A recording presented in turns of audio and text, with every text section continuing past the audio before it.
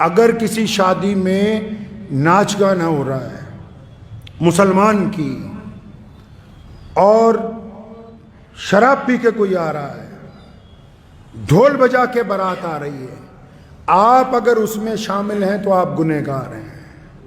میں فتوے نہیں اکثر دیتا، لیکن یہ مسئلہ آپ کو اس لیے بتا رہا ہوں کہ رسول اللہ صلی اللہ علیہ وسلم کو یہ بات پسند نہیں ہے۔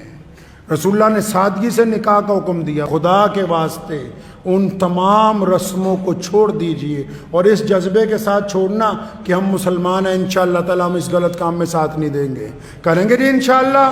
ان مولویوں کو نہیں، باقی لوگ بھی، اگر کوئی چودھری اپنے بل پہ، اس کی اولاد اپنے بل پہ باجا بجوانا چاہتی ہے تو بجانے دو، اس کا نکاح پڑھانے کی ضرورت نہیں ہے جب تک توبہ کر کے اللہ اور اس کے رسول صلی اللہ علیہ وسلم کی رضا نہ حاصل کر لے۔ کوئی ضرورت نہیں ایسے شادی کے اندر جانے کی جنہوں نے ڈی جے لگا کے رکھے ہوں، جو ناچ کے ڈھول بجا کے آ رہے ہوں، ان کے ساتھ شہر کا قاضی چل رہا ہو، شرم کے ڈوب مرنے کا مقام ہے ان لوگوں کے لیے۔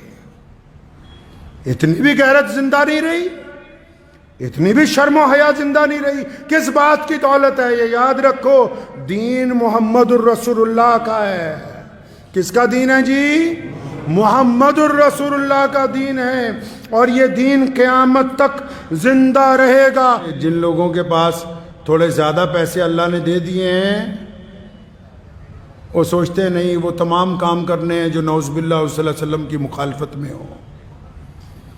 جتنے بڑے بڑے دانشور مسلمان بنے پھرتے ہیں، ان سب سے سوال ہے کہ یہ جو اب عام شادیاں مسلمانوں کی ہوتی ہیں، جن میں تم ڈی جے لگا کے ڈھول بجا کے اور وہاں رقص و سرور کی محفلیں منعقد کی جاتی ہیں، اور آپ جیسے بڑے مسلمانوں کے چودھری جن لوگوں نے وقت بھی لگایا، جو اپنے آپ کو خواجہ اجمیری کے سجادہ نشین بھی کہتے ہیں، جو اپنے آپ کو اہل سنت والجماعت کے جانشین کہتے ہیں، جو اپنے آپ کو علماء دیوبند کے وارث کہتے ہیں، اکثر دیکھنے کو ملتا ہے کہ جتنی غیر شرعی شادیاں ہیں، یہ اپنی داڑیاں لے کے وہاں صوفوں پر بیٹھ کے آرام سے مرغا بریانی کھاتے ہیں۔ کیا تمہاری غیرت تمہیں ایک دفعہ نہیں چنجوڑتی کہ رسول اللہ کے حکموں کی کھلی خلاف ورزی ہو رہی؟ کیا تمہارے دل میں ذرا برابر بھی شرم نہیں؟ ذرا برابر غیرت نہیں آتی تمہیں؟ تو میں ان سے پوچھتا ہوں، تمام لوگوں سے، سارے دینداروں سے، کہ تم جن مجلسوں میں اب جا کے بیٹھتے ہو جہاں گانے چل رہے ہیں، سامنے ڈی جے لگا ہوا ہے، ڈھول بجا کے بارات آ رہی ہے، تمہارے چہرے پہ ناگواری بھی نہیں ہے، تو اس کا مطلب تم رضامند ہو ان کے ساتھ۔ اور اگر تم ان کے ساتھ رضامند ہو تو اللہ اور اس کے رسول کی رضامندی تمہارے ساتھ نہیں آ سکتی۔ اگر غیرت مند ہو تو اگر روک نہیں سکتے، فرمایا ایمان کے 3 درجے، تو اپنے دل میں برا مانو، تمہارے چہرے پہ تو ذرہ برابر بھی شرمندگی کا احساس نہیں کہ ڈھول بجا کے بارات آ رہی ہے، تم اس مجلس کو چھوڑنے کے لیے تیار نہیں ہو۔ جو گنڈا گردی اسلام کے نام پر شادیوں میں کرتے ہو، تم ان سے ڈرتے ہو؟ رزق کا وعدہ اللہ نے کیا ہے، انہوں نے نہیں کر رکھا۔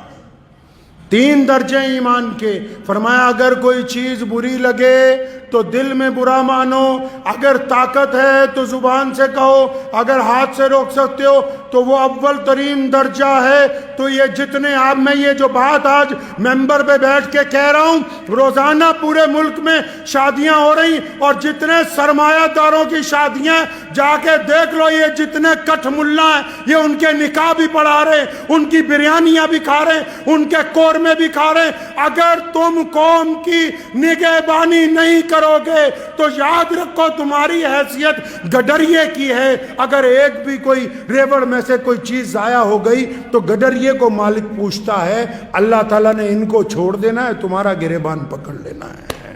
عبد الرحمن بن عوف جلیل القدر صحابی، اربوں پتی آدمی، رسول اللہ نے فجر میں پوچھا، عبد الرحمن یہ کپڑوں پہ لال رنگ کا داغ لگا، فرمایا یا رسول اللہ رات میرا نکاح ہوا تھا تو مہندی لگ گئی تھوڑی سی۔ کچھ نہیں کہا رسول اللہ نے کہ ہمیں نہیں بلایا، فلاں کو نہیں بلایا، تو رسموں میں پڑ گئے جی، فلانے بھائی کو لے آؤ، فلانے چاچے کو لے آؤ، ماسڑ کو لے آؤ، یہ لے آؤ، وہ لے آؤ، اور یہ جو چھپ چھپ کے تمہاری اولادیں زنا کر رہی ہیں، کبھی ان کی طرف بھی دیکھو، ان کی طرف بھی دیکھو۔